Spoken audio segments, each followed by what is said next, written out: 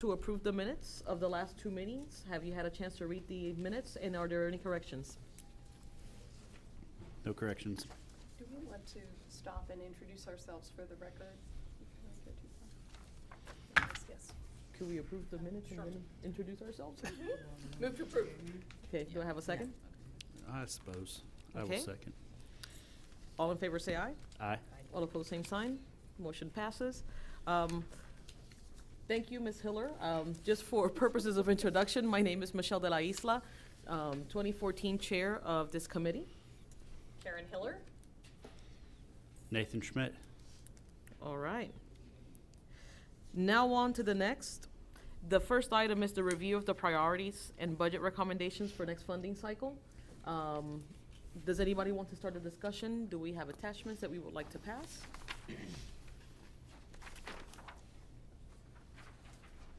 I just have one comment, and that would be that I recall how involved this process was and how many different factors there were to consider. So I personally am hoping that we can use this meeting largely as a discussion session to, this is me personally, to get back on top of it, but not feel compelled to make decisions today if we decide we want a little more information about something or just want to think about it. And maybe it's just me and I'll be totally caught up, but I just know we have a lot of moving parts with this, and I'm not sure what the input and feedback will be, and I know that I just need to get refreshed. Okay, would staff be okay giving a brief overview of the document that we have here and maybe some of the comments that we received that have helped us get to here? Okay. Actually, the document you're looking at now is exactly the same from last year. This was just simply the ECD committee selecting what priorities they would like to emphasize during the 2016 social service and contracted service round. So you, as a committee, will mark which items you feel are priority, and then those will go on the RFP application. If I remember correctly, these are the items that we listed as priorities last year, correct? Yes. All of them, there's no additional. Yes. So, in effect, this is our form. Because last year was our first year, we want to affirm the form, probably, as well as then either right now or soon. Yes. Go ahead and detail out the priorities again. Yeah, pardon me. Yes, last year you did mark all items as priorities, but, you know, again, this year is different, so if you would like to alter that, you can do that at this time or do what we did last year. I do have my form from last year with me in terms of what we actually did. You probably do too, Corey. Are there any questions with regards to the areas of priorities for the budget? I mean, if I recall correctly, last year when we took a look at them, I think that everybody in the committee felt that these are the same items that were in the year prior. There really was not a difference. I think that the big difference here was more what percentage was going to be allocated to each of the areas with regards to emergency aid versus preventative and counseling. But these are the items that historically have been funded by the city of Topeka. Therefore, just unless somebody here feels strongly about making a change with regards to where the funding is going to go, I would dare to venture and say that I think that with regards to our priorities and the categories, there would be no changes. I think it did work pretty well. I'm eager to hear some feedback before we would make a decision, but the categories seemed to work well, the percentages seemed to work well, and we ended up struggling with a little bit, but the minimum grant issue seemed to work well. So, just for comments. Mr. Schmidt, do you have any comments? Well, I thought the categories were fine. I mean, I would be happy to entertain anybody that wants to put forward additional ones, but I think we encompassed, you know, a pretty good swath of services with that.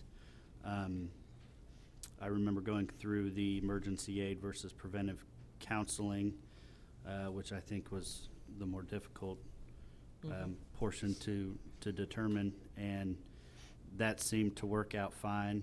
I like the fact that we leave a little bit of wiggle room in there for that, and I've seen no indication that we would need to change that. I think that's certainly something that, were circumstances to change, we could definitely entertain, but I don't see anything on the immediate horizon that would precipitate changing that.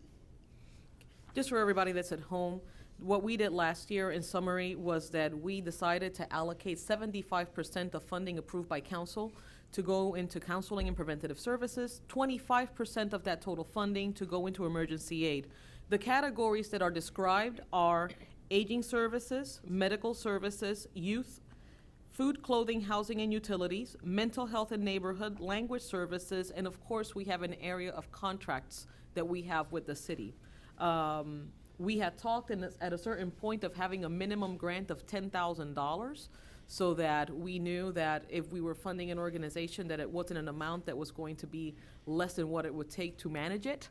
And just making a determination which we were going to take, whether we're only going to accept funding applications for new programs or programs that have already been existing. Now, that being the case, I hear that Ms. Hiller says that she would like to have feedback. Are there any comments from the social services organizations with regard to this? That anybody that would like to stand up and testify?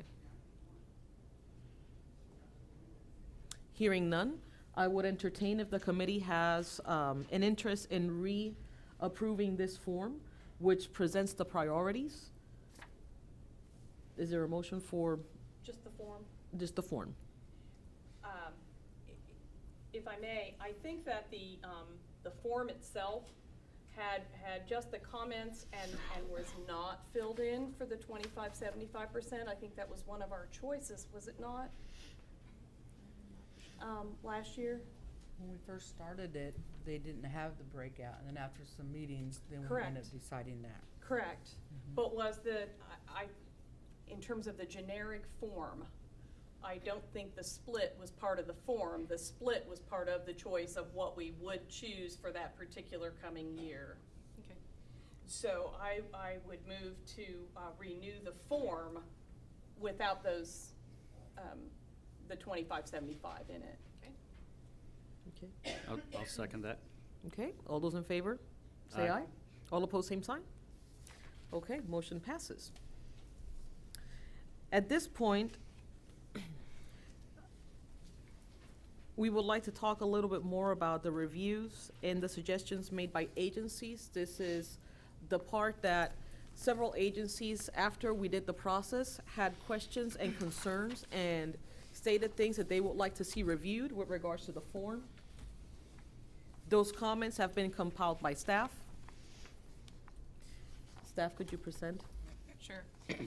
There was an informational meeting back May 30th, shortly after our process last year, and agencies got the opportunity to present their suggestions for improvement for next year. So we, in bold here, you'll see their suggestion. Underneath each of those, you will see our department's response to whether or not we added that request to the application.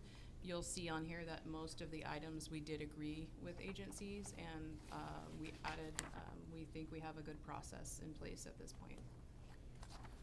Could you please, just for the sake of the organizations, go through an overview of what these are? That way we can go ahead and allow for the organizations to make further comment after we're done with the presentation. Okay. Thank you. The first one was the application needed more space in all the fill-in sections, and we agree. We will add some space to that. The application needed more space with the logic model. Our response, the logic model caused a lot of confusion with the agencies. We decided to remove the logic model and get the information that we needed in a different format. The third, agencies wanted more instruction on the collaboration section. We did add more instruction in that area. Agencies wanted a detailed score sheet in advance with the scoring. We are presenting a revised score sheet that would be attached to the RFP this go around. Comment was made that an agency should have not have to explain government partnerships because they are just receiving funding from the city or county. We felt the collaboration with the city and county government is important and did not make this accommodation. Suggestion was to have a minimum or threshold for the number of outcomes for consistency. We agree that each agency should have a minimum of 3 outcomes and outputs. Suggestion that the quality of the outcomes should have some consideration. We felt outcomes are measured to see if they meet the needs stated by the applicant. The quality of the outcome is very subjective beyond that threshold. H&D has placed more emphasis on outputs and outcomes. Suggestion that outputs are as important as outcomes. H&D is monitoring both outputs and outcomes on the grant application and agrees they are both important in consideration of the proposal. Agencies wanted to know the definition of sufficient size as it compares to budget. We agreed it was difficult for the reviewers to make this determination, so it was removed on the scoring sheet. Suggestion was not to have both the narrative and logic model on the application and that it was redundant. Preference was the narrative only. We agreed the logic model has been removed and narrative remains on the application. Suggestion not to lose points for duplication. Some duplication is necessary. We reduced the amounts of points lost for duplication. However, some points are still lost in this area. Agencies thought the board makeup of less than 70% of one gender and 15% minorities was too harsh. H&D feels that this is the standard makeup of a board. It's crucial that the community as a whole is represented on the board. And H&D understands that many board members are volunteers, but still feels this diversity is essential. Suggestion was to have the makeup of the board consist of prior clients as a scoring section. We agreed and added 1 point on the application for this category. Suggestion was to score on how active the board was. H&D agrees and has added 1 point on the application for this category. Suggestion to eliminate the $10,000 minimum. H&D feels that due to the amount of staff time to administer these grants, the minimum should remain the same. Suggestion to clarify the budget sheet. H&D has modified the budget sheet and feels it will be much easier for the agencies to fill it out on the application. At this point in time, does the committee have any comments with regards to the presentation of staff? Ms. Hill? I'm eager to see, I mean, the performance-based was important. I think it was the committee that I assume these are H&D's recommendations to the committee, and so since I haven't seen what it looks like, the issue about the logic model, I'm eager to see that. I don't even remember what the question was on sufficient size, so I'm just eager to see how we've addressed it. The logic model has always been challenging for folks, but it's a way to be consistent in the representation of the outcomes, and it pushes people to do that. So, Do you have any comments back for? I just handed out the RFP that we're reviewing today. If you look, Councilwoman Hiller, on page,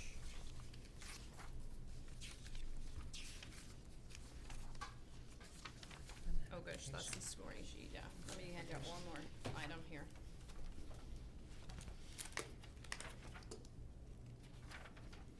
There we go. Councilwoman?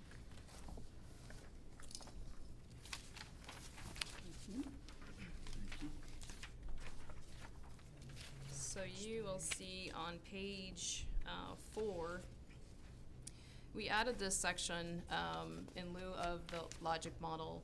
This actually is our reporting form, and one of the areas that we're working on with agencies is getting this form filled out so we can monitor the outputs and the outcomes for the agencies. So this is a standard form that we are using with every agency. So we really felt that this being in the application, so going into that 2016, they will have the exact information that they need if they are funded. so this reflects the reporting form that people are using already? Yes. Okay. And prior to that, you will see the program narratives. There's a small narrative section where they can explain what they're doing with their outcomes and what their outputs are. There's a small narrative there as well. But we just removed the inputs. The language of the logic model, I think, sometimes just really boggles people, and we just omitted it, and we think they're gonna love us for it. Okay. just as a comment, I can say that for somebody that is trying to write a grant, I think that this form, being that it's the form that they are monitored on, does provide what we have been very strongly advocating for, which is a listing of all the outputs and the outcomes. It just makes it in such a much simplified version. Now, I'm gonna wanna look at it a little further. I've been in those chairs and I've had to fill it out, but the format that we've had forces you to tie what your programming is to what the outputs are to the outcomes, which I don't see, and maybe there's some things you're suggesting in the text that will tie it together. But it was such a high priority for the committee to do performance-based funding. I don't want us to lose, you won't always be the same staff either, and so something that anybody could read and even if they struggle with it, at least they get it. So. Mr. Schmidt, do you have any questions, comments? I wrote down some, but I think that they've all been answered now.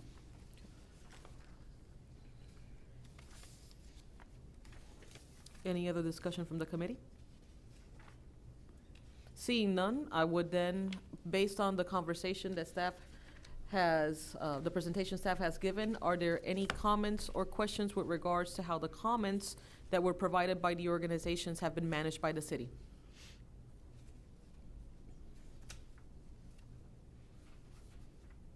I see a thank you and a lot of nodding. This is awesome. That being said, the next item on the agenda is the review of the revised RFP, which is what we have received at this point in time.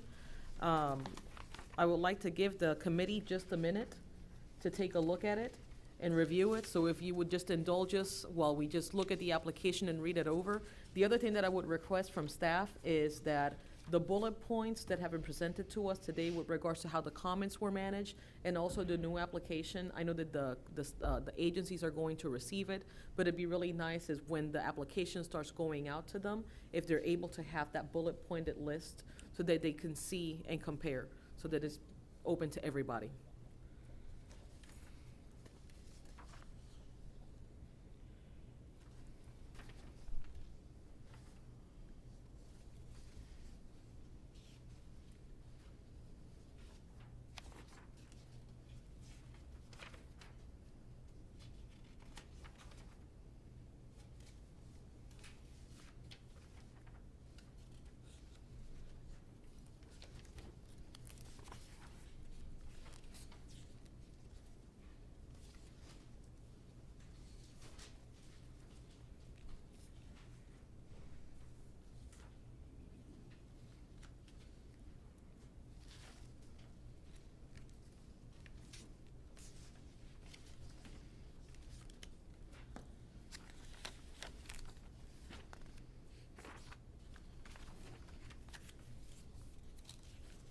If I may, Yes, ma'am.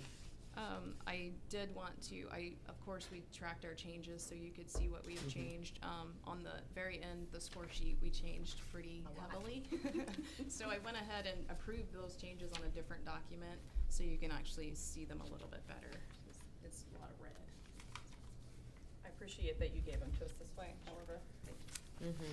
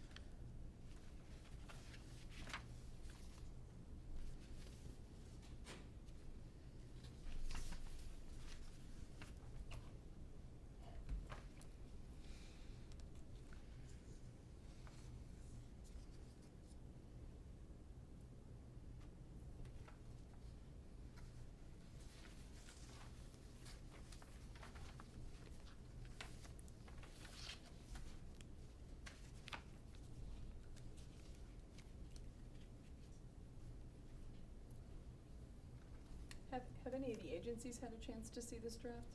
No. Okay.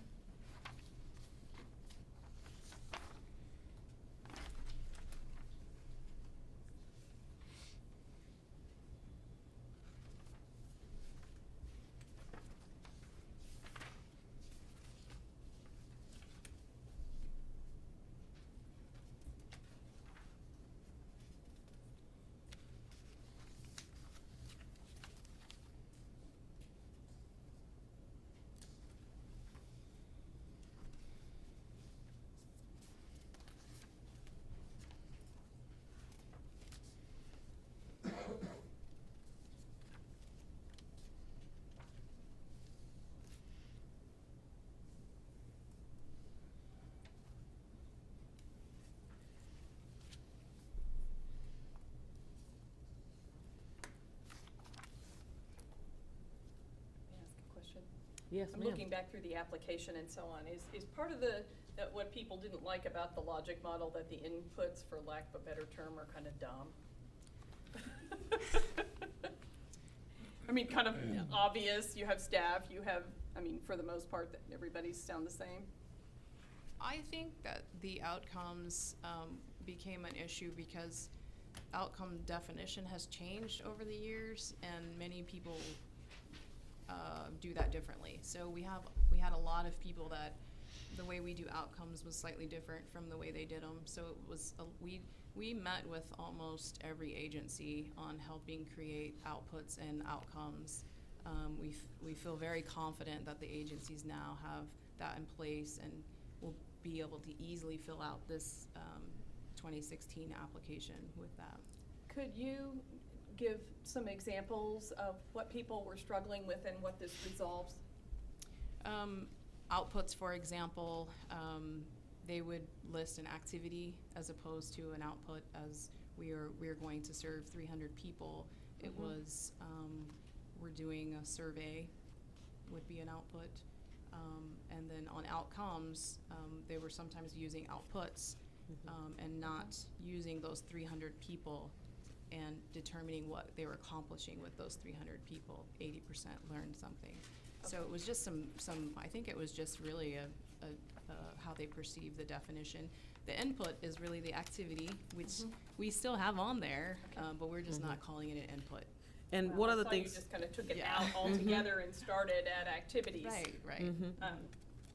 What I appreciate from the form is that although it seems like it simplifies and eliminates the inputs from it, the page before allows the grantee to write a little bit about the program outputs, and then you're able to go ahead and list them out. So it really just opens up the ability for the person that may not be as seasoned or may get confused with this and give you a full narrative and be able to bullet point it so that you can measure it later on. And that would And that's help. important to me. I just haven't seen it before, and so Sure. I have to.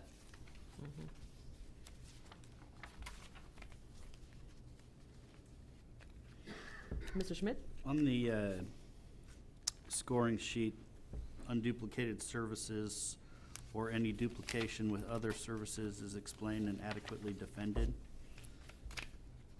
I'm not I understand the idea here. I'm not a huge fan of how we're defining that.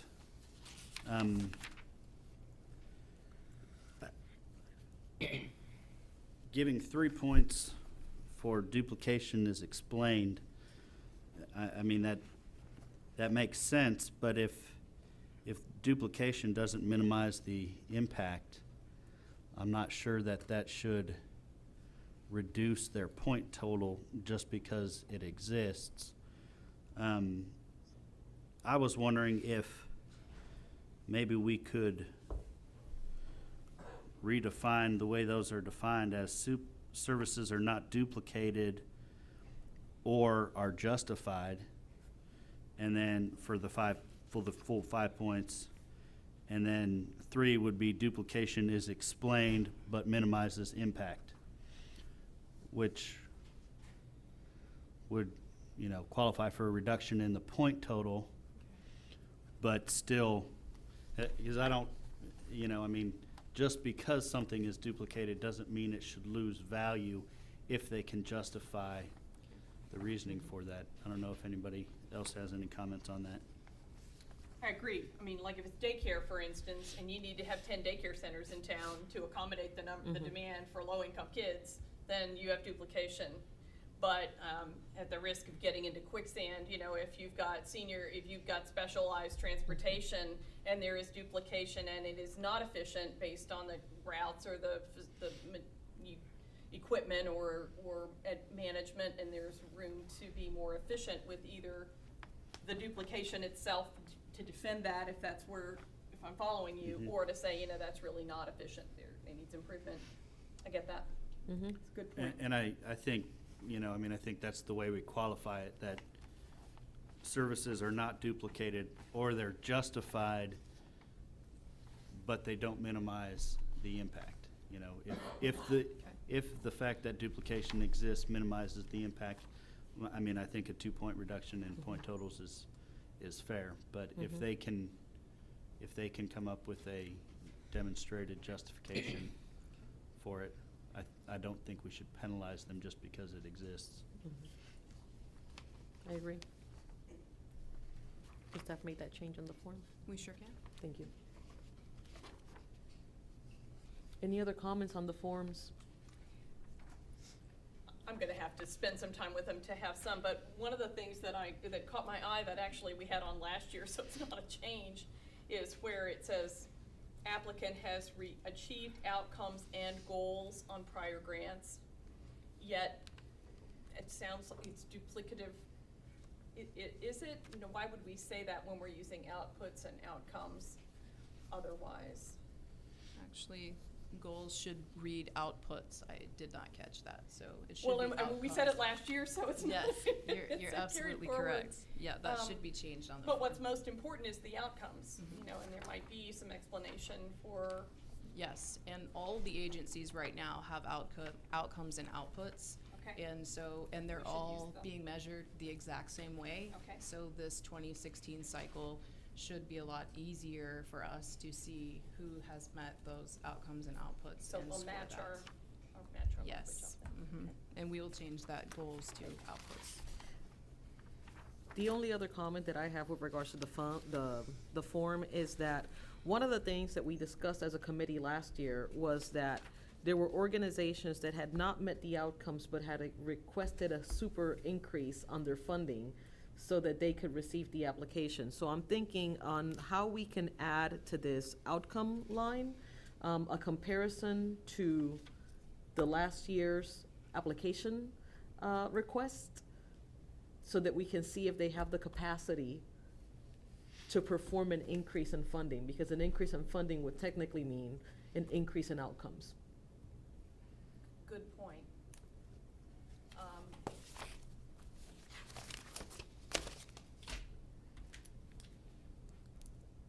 Do you have a suggestion on how to do that? I think it would have to be here tied to the applicant has achieved outcomes on prior grants. And that's something that we would have to sit down with staff to discuss. But for us to be able to evaluate what the percent difference from the request from the year prior was, so that we can evaluate if the organization does indeed have the capacity to have that increase. You know, this may not be the place to do it.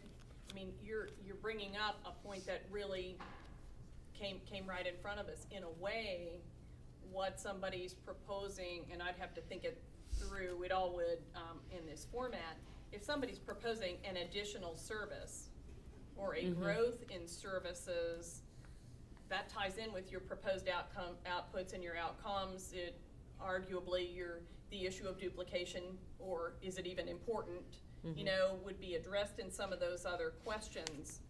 It may be more of an allocation issue, because that's where we really ran into it. So that would be part of our allocation sheet that we use. It might be. Okay. Do you have any comments, Mr. Schmidt, on this? Well, I'm trying to grasp what you're saying, but I think what you're saying is that if somebody comes in and wants a 50% increase over what they requested or received last year, they need to be able to demonstrate that that those funds are, They were able to meet their outcomes from the prior year, receiving less funding. and that their new outcomes justify the additional funding. Correct. I think maybe one way to approach that would be to, I'm not sure if that should be awarded points. But I could see where, you know, a large increase, also because the points determine the total amount of funding, Mm-hmm. that if we put in there something, you know, where a large increase is not justified by increased outcomes or outputs, it would reduce points. So that if, you know, if somebody comes in and they've got a new program that they want to implement and they need an additional 50% in funds for that, and they can justify it, that shouldn't hurt them. Now, if they can't justify that, then maybe it should. So I'm not sure exactly. I mean, I guess we could add another scoring metric that has no positive value, but does have a negative value. Does that make sense? Well, there needs to be something, because what we ran into, I don't think you can do it totally with the scoring and percentages based on the prior year. That's what we were trying to get away from. Mm-hmm. And so deciding whether we need to be deciding whether a program is of value in and of itself. Whether or not it was funded the year before, and we got a little bit stuck on that, and that may be one of the hardest things we need to look at, because when we just used the formulas, there were some imbalances in the results. Correct. It's one of the things I need to refresh on, and I'm not, I will confess, because just because somebody writes a great application doesn't mean that the program is more important than another existing one, or Mhm. perhaps a new one. And that's where. Or than it was the year before? Uh-huh. Which is where I would think if you know, if you can graduate that, you know, with a negative point system, because that's going to influence the amount that they receive in the grant, because the points determine the amount that they're going to receive Mhm. in the grant. So that would force the applicant to, you know, to justify their increased funding in such a way where if they can justify the increased funding, it has no bearing on the application. If they just, you know, if they write a better application this year, that doesn't necessarily mean that, you know, the outcomes are worth twice as much as they were the year before, just because the application was written better. And I think that would be the way to go about it, because it affects both, you know, it requires a justification for an increase in funds, and it also affects the monetary award that they're going to receive from the funds, rather than doing it in another fashion where it could increase or decrease funds. If that makes any sense. I'm thinking this in my head as I'm saying it, so. That's the beauty of having these meetings. Yeah, I mean, I want to, we all ran into it, almost everybody out there was sitting here while we went through it last year, but to have somebody, I think if we review how those came out and last year, it will talk back to us in terms of the Absolutely. strengths of that allocation model, as well as maybe some things that we need to do with it. So at this point in time, does the committee feel comfortable just stating that we're gonna keep these forms for further evaluation? We have talked about having a meeting either early in January or the last week of the year, so that we can come back with these forms and have further discussion on this? Sure. I'm okay with that. All right. That being said, The next item on the agenda is discussion on an appropriate appeal process. Actually, it's in the document. It's in the RFP.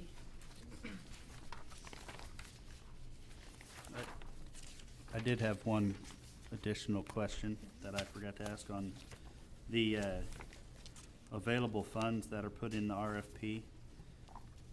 Those are not the funds that we allocated last year, correct? Yeah, those have not been changed simply because I don't have those numbers yet. So, but we will change them.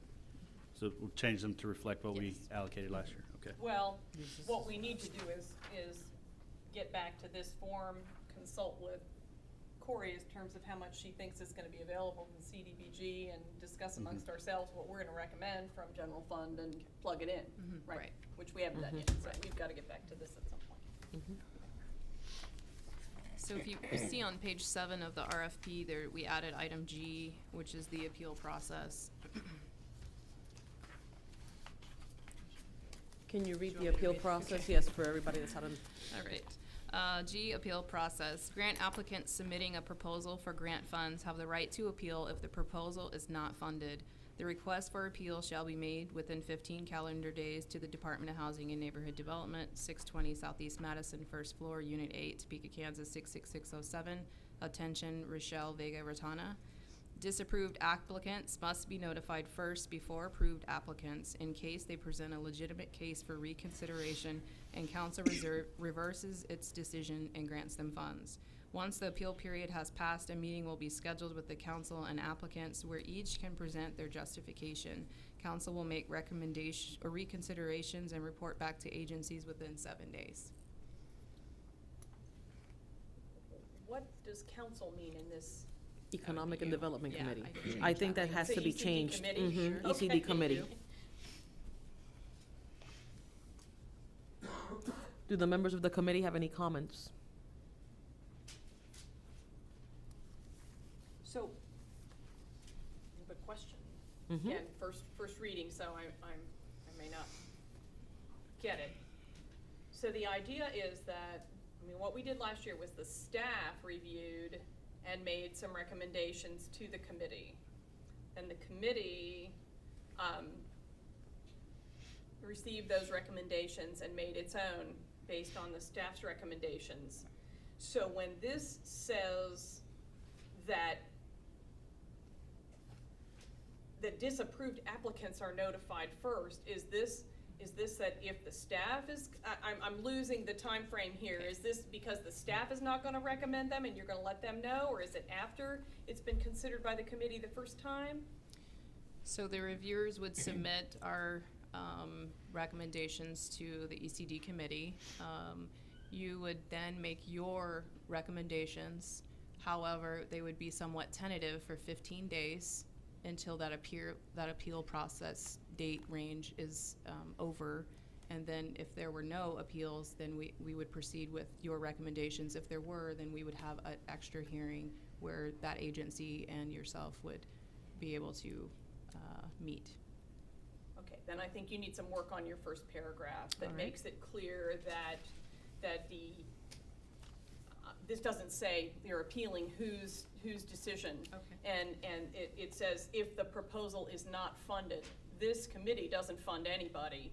This committee makes recommendations Recommendation. to the council. So because there are the 3 layers, the staff review, the committee review, and then to the council, we do need to clarify in this. So just for clarification purposes, because there's been a lot of discussion, what is being discussed is that the appeal process would be, staff looks at the application, they present to the Economic and Development Council. Once the Economic and Development Council, through the meeting process, does the allocation procedure, the meetings typically are live, so everybody would know exactly what the recommendation from this committee will be to council. Those recommendations would not go to council until 15 days after, pending that if there is an organization that will not be funded, they are able to then come and appeal to the committee. The committee would meet in that 15-day period with this organization, and should there be a change in allocation, this committee would then make the recommendation with the appeal, if the appeal is approved. And the idea with that is that all of the discussions and the appeals would take place at the ECD committee Mhm. level, and people would not go to council, Correct. correct? And I'm just following it through with the what if. Okay. We actually couldn't prevent anybody from going to council, but the procedure would have allowed everybody to fully advocate for their Correct. application. Any further comments from the committee? No? Okay, being no comments from the committee, are there any comments from the applicants that are in the meeting today? Please, could you approach the podium and identify yourself? Good afternoon, Jocelyn Lyons, Jayhawk Area Agency on Aging. My question is, will the appeal procedure go before the city council in order for the city council to buy into the appeal procedure? So there would not be a repeat of last year? Well, I think, may I? Yes, Sure. please.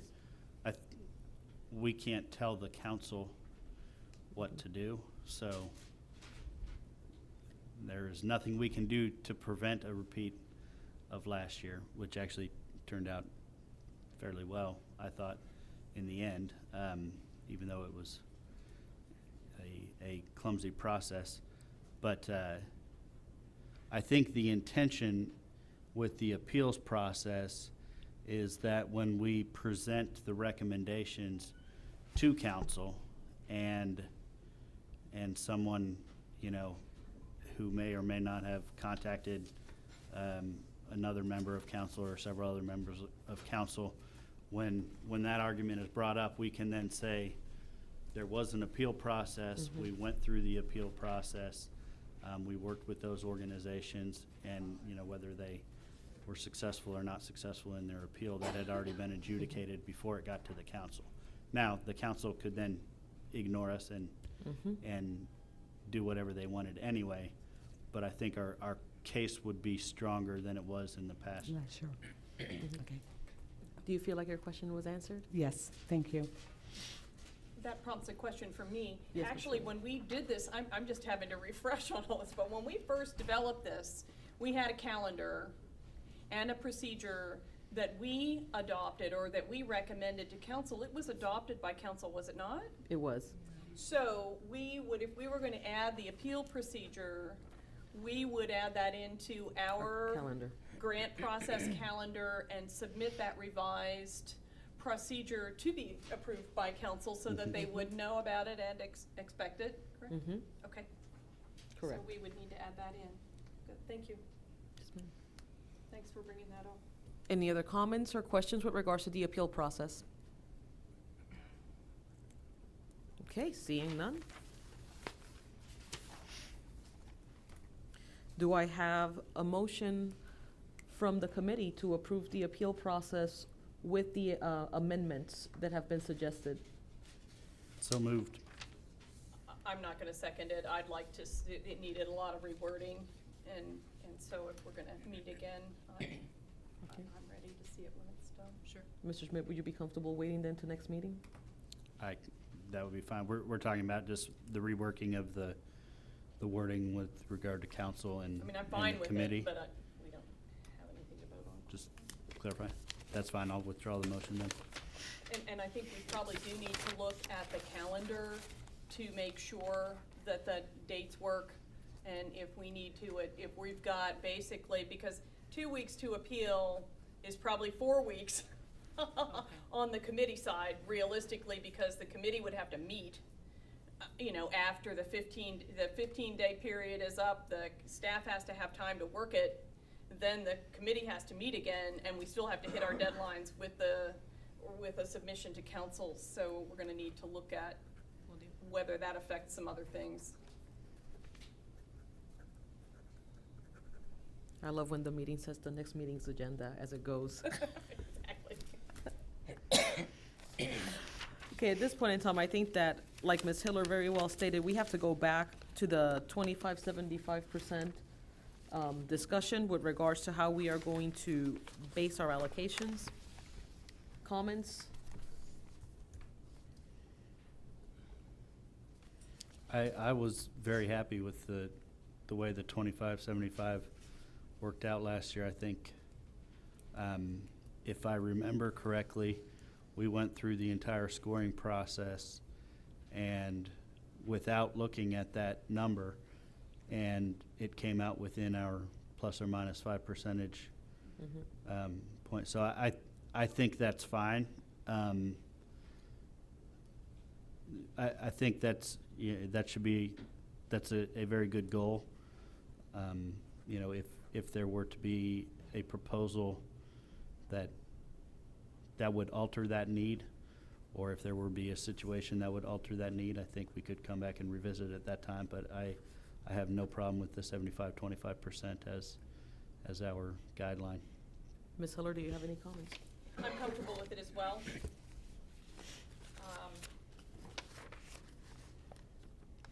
There are some other things we're gonna need to address to complete this sheet and make recommendations, but I am comfortable with that. It did seem to work. Any other items in this form that you feel should be discussed?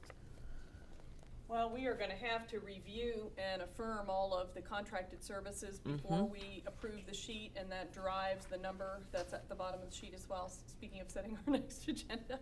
So we'll do that. I am fine with the categories, and I didn't see any comments and didn't see anything from the prior year's work to change the categories. So I agree on that. Sounds like staff addressed I'm comfortable with the staff recommendation on the minimum grant.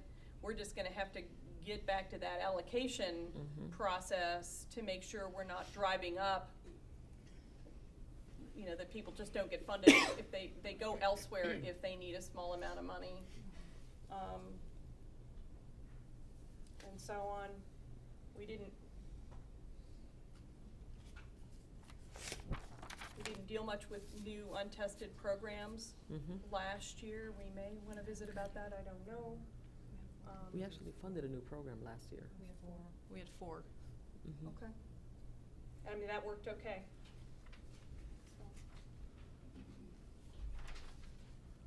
Okay, so do we just say that for next year, we do have a priority of funding a similar percentage amount of preventative and counseling for 75% of whatever the allocation turns out to be this year for the grants, and the 25% to go to emergency aid?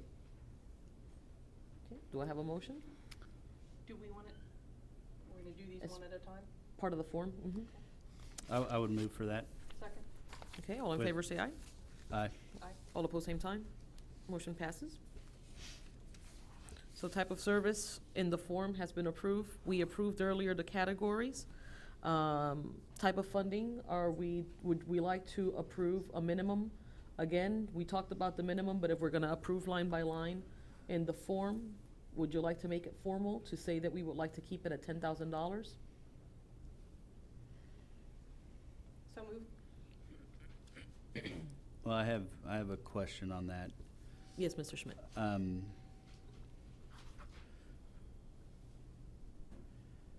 When we talk about a minimum grant amount, I almost wonder if we should change that to a minimum grant request. You know, because we could have a grant that comes in and requests $10,000 and scores the highest of every grant, but that score is 99%, and then we would just disqualify them. So I wonder if we should clarify whether that is award amount or request amount. Well, we also cut to less than 10,000 at one point. But our discussion at the time was that was a first-year thing. Correct. And that overall the intent that we had was that, despite the fact that we would allow for core funding or new programs, that if the need was small enough, that certainly could be worthy but not be funded through this source. So this kind of pushes up.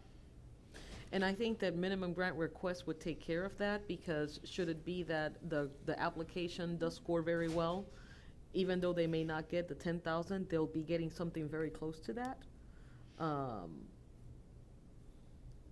unless what we meant was, I mean, the reason for that was that it was not cost-effective to administer Correct. those small grants. And so, and you were the proponent and made a good case for that. And so if we don't want to do it, again, it pushes that we're not going to do it, Well, I think so. maybe a way to approach this, you know, I think what we want to avoid is somebody that needs $10,000 putting in an application for $15,000 just because they don't want to eliminate themselves based on that one rule. So if we just modify that type of funding to say that the minimum grant request is 10,000 and the minimum grant allocated is 7,000, that would require that you know, you score at least the 70% on the scoring sheet. Put 2 bars in there so that, you know, so that they don't have to artificially inflate a request to receive that amount. But we still, you know, if you set the grant amount at a high bar, you know, 70 or above, we're also not just funding, you know, frivolous grant applications. So I would throw that out there to modify it to 10,000 request, 7,000 grant.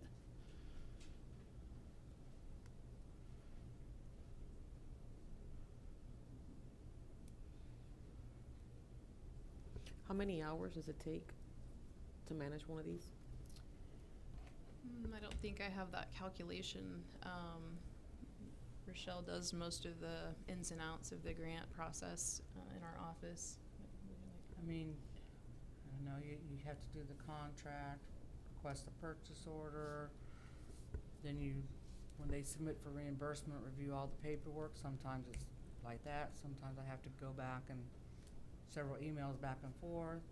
I mean, just. And I'm fine with modifying my request.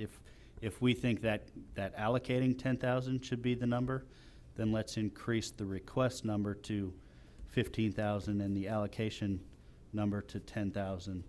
That way, you know, we have the same concept, but we're not underfunding. And I, you know, defer to staff on what number they feel is a viable number to fund. And then I think, you know, we can say that if we think 75% is a minimum standard to fund something that small, then we just increase that. You know, we could do 15 and 10 or something like that. For a grant that takes 40 hours, just so that you guys have numbers in your head, if you're paying somebody $25 an hour, that's $1,000 in administration. So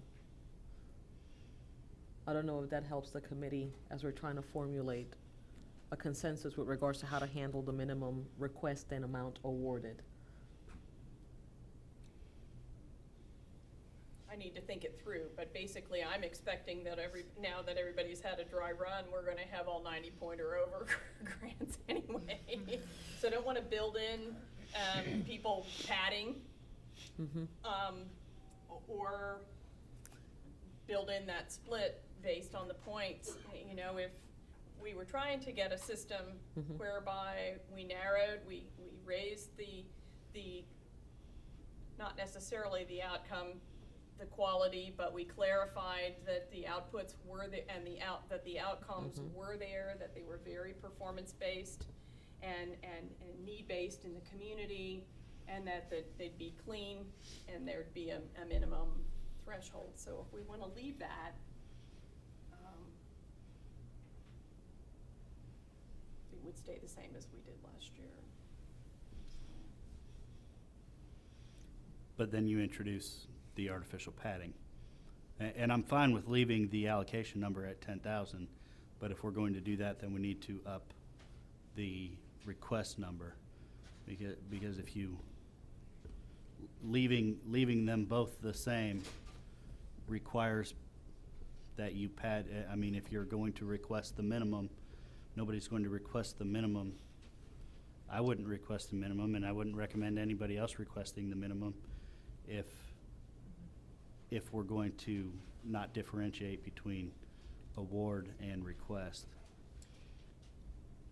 My thought would be that people can figure that out, rather than us putting that spread in there ourselves. I mean, if the intent was to drive up some focus, Mm-hmm. and I think it'll do that. Because it doesn't, I mean, I'm just doing the numbers, Nathan, Councilman Schmidt, and the increase would only be, if you have a 75%, it would be $13,500. $3,000 really wouldn't make much of a difference to up an application, so. Except that their scoring is going to be based on how well they're spending their resources. So if they only need $10,000 and they write an application that shows that they're spending $10,000 efficiently, but they can't request $10,000 because, maybe they don't have a diverse enough board or something like that, and they know they're going to lose a point somewhere, then they have to alter their application. So what was a $10,000 project, which we're verifying through the application process and justifying that efficiency, now is less efficient. And it's not less efficient because what they're doing is less efficient, it's less efficient because of our form. And that's why I think there should be a difference there, because we're artificially setting what they have to, not based on need, but based on meeting the requirements of the form. So your language would say something along the lines of minimum grant request 13,500 and minimum grant awarded 10,000? I would be fine with that.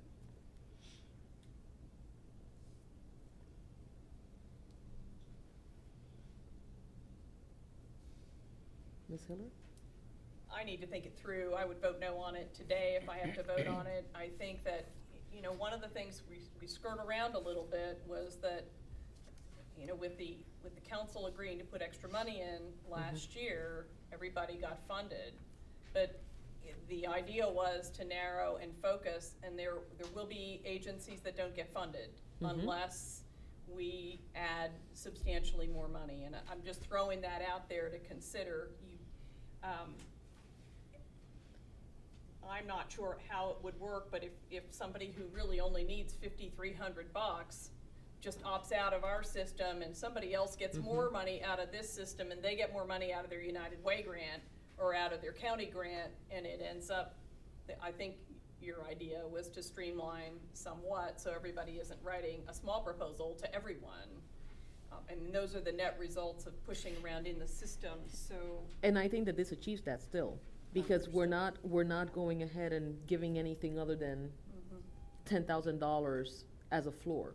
So we're still retaining that we are not going to give anybody less than $10,000, but at the same time, I do see what Mr. Smith is saying, that let's say that the application is a small application, when you multiply that, let's say that they have 75%, then they'll automatically be disqualified because their request was a request for 10,000. So if we as a committee are saying we will not give less than $10,000, I think that it still accomplishes what we so want to do.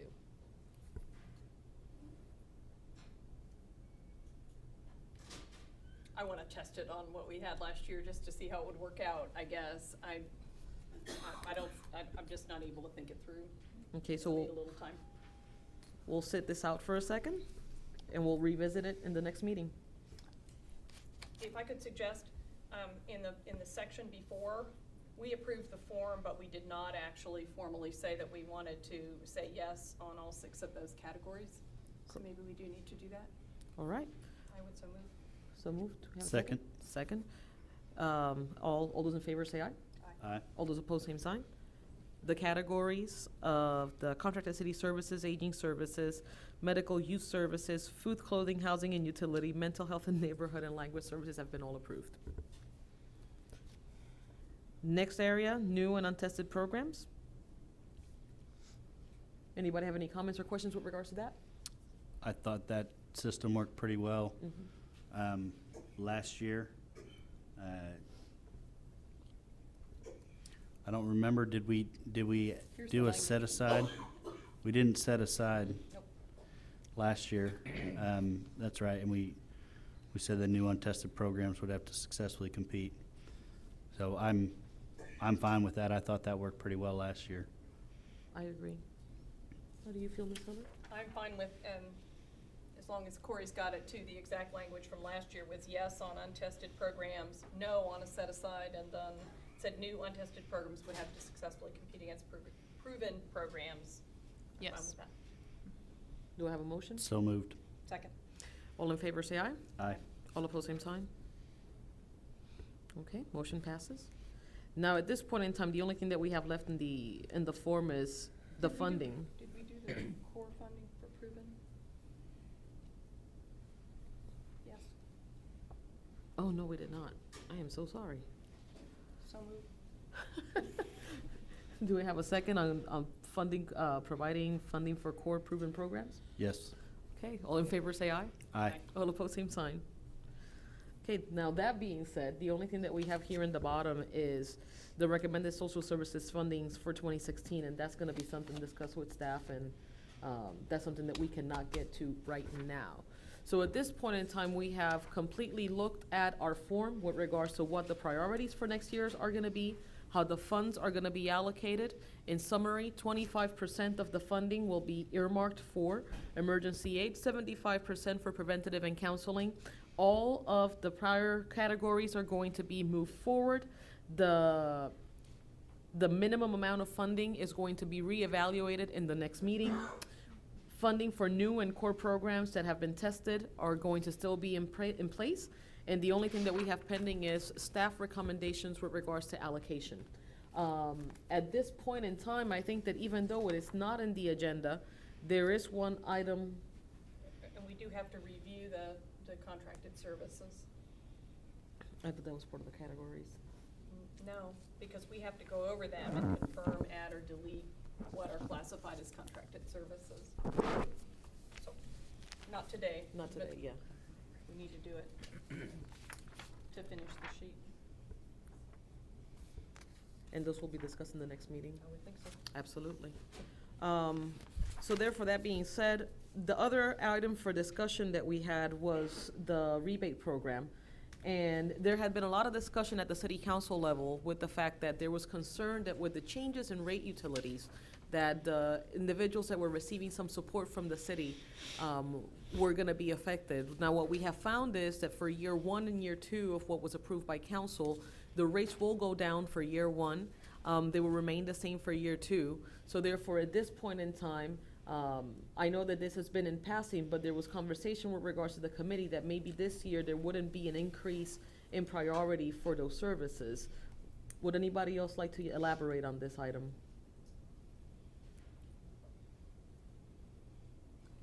I don't think there'd be an increase in priority on the services this year. Just to clarify, and I haven't modeled it, we know that the rates for the minimum users will drop next year, or we expect them, and then the year after that. It may be that high users, there's a base that has gone down, that means the minimum users' bills will go down. It's possible that high users, like people with big families, may push up, I'm not sure. Anyway, I'd like to have us look at that and then look at where the different funds, how they're going. I know that there was money left over in the franchise fee fund this year that will carry forward for water bills. So that's good to know as well for us to transition. But if there was a way that we could look at the Roundup program, the franchise fee program, and what's going out through the emergency aid allocations that we make, and see how much is available, get a report, for instance, for how fast it's going, and some feedback from the providers as to the adequacy of those programs, and see if there's a way that we can streamline the administration and the dollars available. I'd like to do that. And that's something that we could request from staff so that we can have that report for the next meeting? I would think. Mhm. Mr. Schmidt, do you have any comments with regards to this? I think that was well stated. Okay. That So being. no. No? Okay, fabulous. Are there any other items that the committee would like to discuss before we adjourn? Are there any comments from the organizations that are here represented? Anything that we might have missed that you would like to comment upon? Positive feedback, negative feedback, constructive criticism? I'd like to thank everybody here because you did go through that process. You were so helpful last year when we set this up. And then the feedback to staff and that process back from staff. Thank you, staff, as well.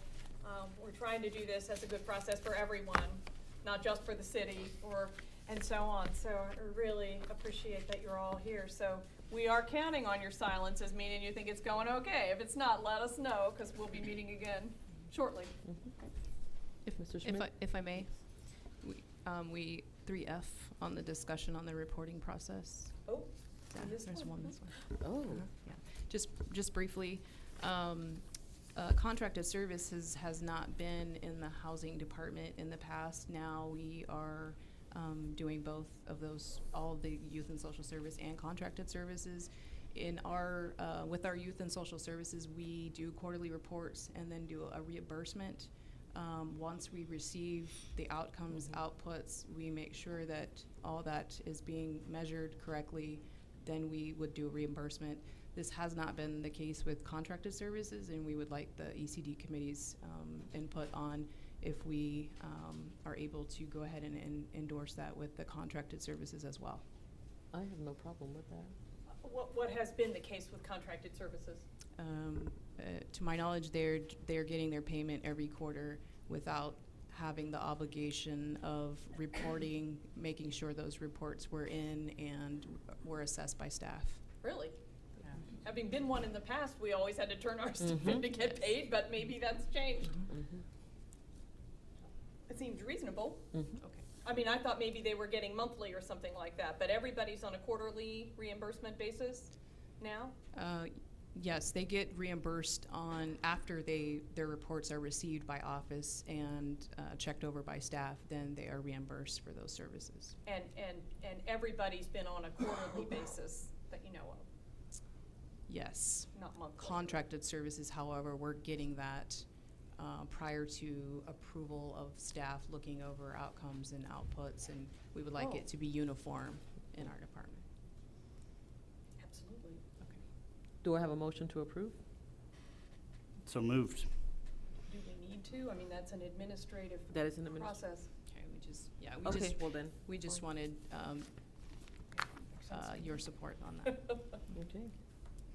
So are you saying that, tell me a little more anyway, there's been some restructurement in the past, the contracted services were going, explain this movement. So, contracted services, we're getting paid every quarter at the same time every quarter. In this process, we would have to receive those reports, assess that they are doing what was in their application, and then approve a payment to them for those services that they are providing. And contracted was going like through finance or something Yes. instead of through you? Yes. I see. Mhm. So we're in the realm of trying to make it all very uniform and consistent. Thank So, you. okay, Thank you for that catch. thanks. Okay, well, thank you for all the organizations. On behalf of me, I can tell you that I wish you happy holidays, happy Hanukkah, Merry Christmas, happy Kwanzaa, Eid Mubarak, whichever your preference is. And I want to thank you for the great communication that we've had. I want to make sure that this year you feel that although we were very tough when it came to the scoring side, that you feel that we have been fair and that we have been approachable and transparent in the process. And it's worked great because you have been a part of it. So that being said, do I have a motion for adjournment? I move to adjourn. Second? Okay, all those in favor, aye. Aye. All opposed, same sign. Merry Christmas. Happy grant writing. Now, have you got the scoring process on our agenda for next time? we'll We've let got Corey to, know. I mean, unless we wanna wait and do that after we've kicked this to No, I this think that point. it's important that we bring this